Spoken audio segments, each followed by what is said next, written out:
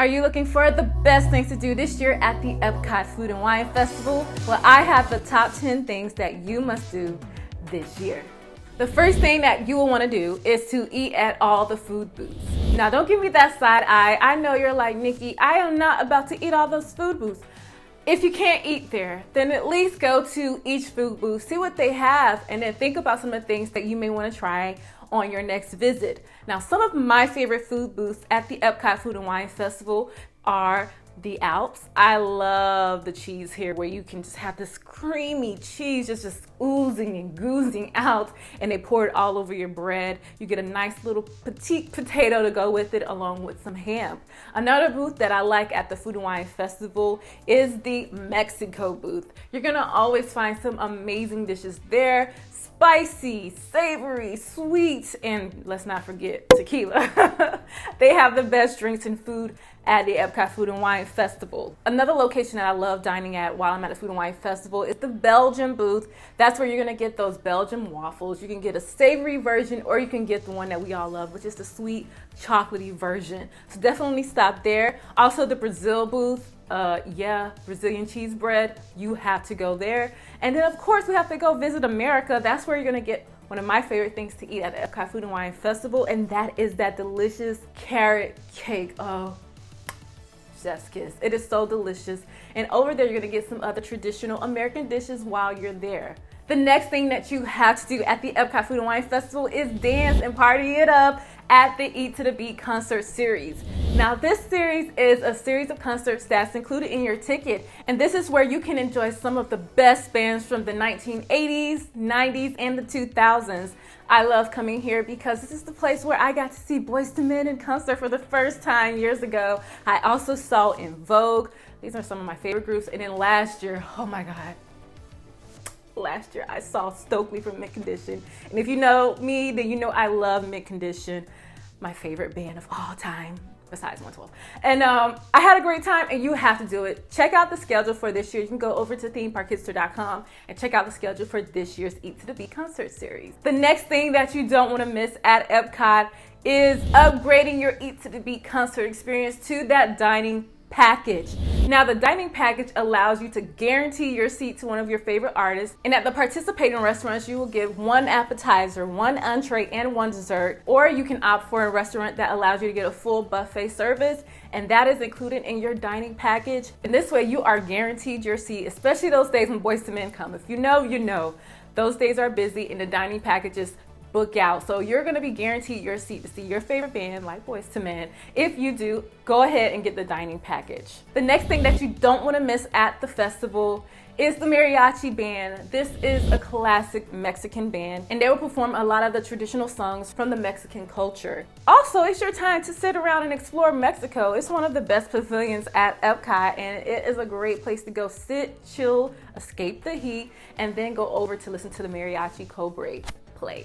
The next thing that you absolutely have to do is to go on a scavenger hunt. Now, Epcot Food and Wine Festival has 3 different scavenger hunts. There is the Remy Ratatouille's scavenger hunt, then you have the cheese where you get to eat your way around the world scavenger hunt, and then there is the Pluto pumpkin scavenger hunt that comes in the fall.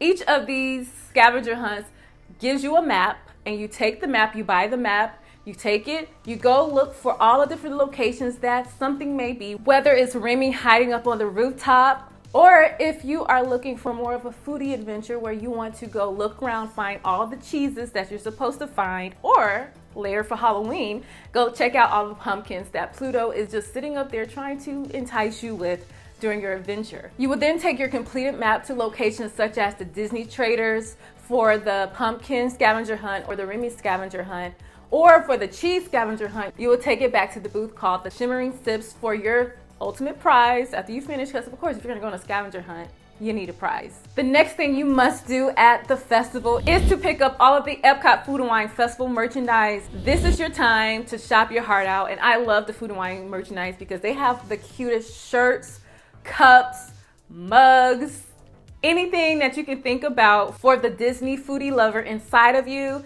And I just love that some years they come out with a beautiful cookbook that is one of my favorite things to collect on my trips to the Epcot Food and Wine Festival. The next thing you want to do is to do a tequila tasting over at the La Cava del Tequila. I love this thing at Epcot. It is one of the best things for adults to do just at Epcot in general. But what happens is you pay one price and you get your own ambassador, your own tequila ambassador, who's going to give you the history and everything you need to know behind tequila. Not only that, you get to actually taste all the tequila that they are talking about. And when you first arrive, you'll be welcomed to a delicious margarita.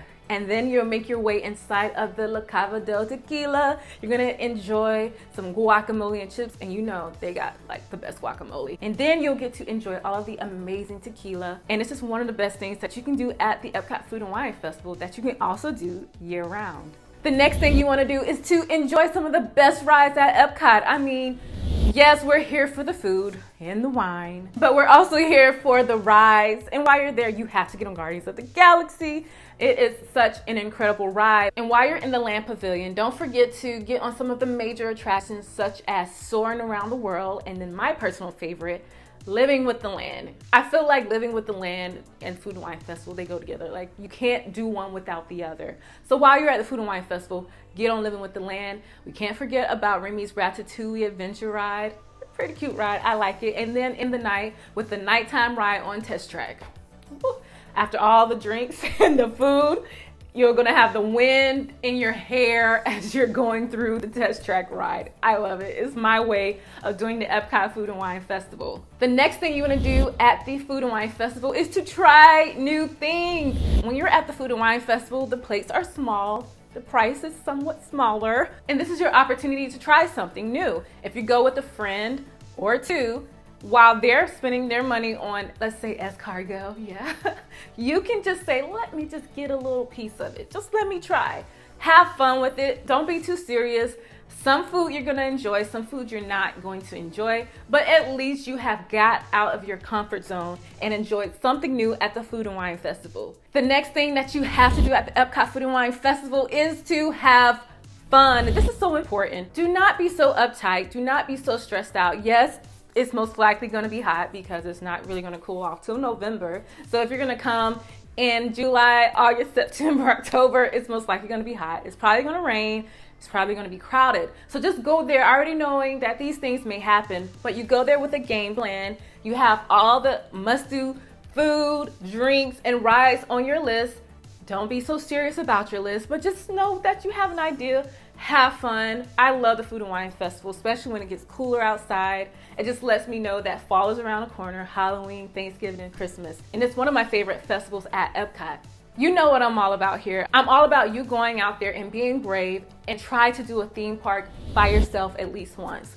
It's one of the most amazing experiences you could ever have at Walt Disney World, and it's something I know you can conquer. Now, I hope all of these things help you have a fantastic, amazing trip at Epcot. And until next time, happy park hopping hipsters.